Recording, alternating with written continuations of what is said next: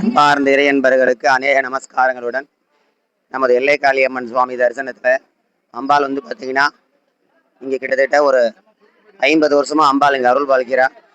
ரொம்ப வருஷம் கழிச்சு அம்பாள் வந்து இங்கே சுயம்பாக இருந்துச்சு.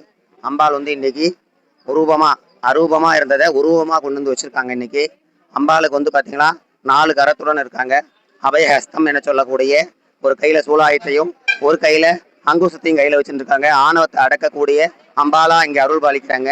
இங்க வரக்கூடிய பக்தர்களுக்கும் நிறைய பக்தர்களுக்கு எல்லா விதமான நோய்களையும் பிணிகளையும் நீக்கி கொடுத்துருக்காங்க அம்பாள்.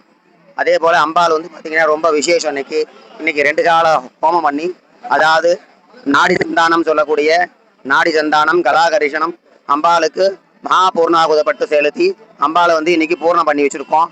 அதே போல நேற்று வந்து பார்த்தீங்கன்னா அம்பாளுக்கு பாலாலயம் பண்ண பூஜையும் அதே போல சைனாதிவாசமும் அம்பாளை வந்து 11 எடுத்து வந்து அம்பாளை வந்து ஆவாகனம் பண்ணி வச்சிருக்கு. ஆவாகனம் பண்ணி உருவகலசத்தில் ஏற்றி அதுக்கப்புறம் அம்பாளுக்கு நீராட்சி மஞ்சனை ஊற்றி மஞ்சனை நீராட்டம் பண்ணியிருக்கு. அம்பாள் வந்து விசேஷ அலங்காரத்தில் இன்னும் கொஞ்சம் நேரத்தில் அருள் பாலிப்பாங்க. எல்லாரும் வந்திருந்து அம்பாளை அனுகிரகம் பண்ணி எல்லா விதமான சகல விதமான தோஷங்களை நிவாரணம் பண்ற பெரிய தலமாக அம்பாள் இங்கே இயங்கி கொண்டிருக்கார். இந்த சீதாராமன் ரோட்லேயே அம்பாள் வந்து எல்லை காளியம்மனாக ரொம்ப வருஷமாக அமர்ந்திருக்கிறதுனால அரூபமா இருந்து இன்னைக்கு உருவமாக கொண்டு வந்து வச்சிருக்காங்க.